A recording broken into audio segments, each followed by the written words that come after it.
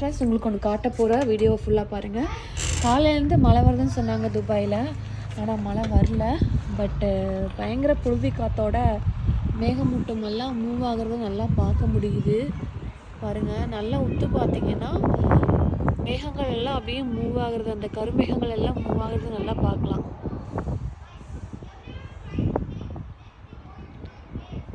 பாருங்கள், இந்த மாதிரி நான் பார்த்ததே இல்லை. இதான் ஃபஸ்ட் டைம். நம்ம ஊர்லலாம் மழை வந்ததுன்னா எல்லாம் உள்ளே ஓடி போய் உட்காந்துக்குவோம். பட் இங்கே மழை வந்துச்சுன்னா எல்லோரும் ரசிப்பாங்க.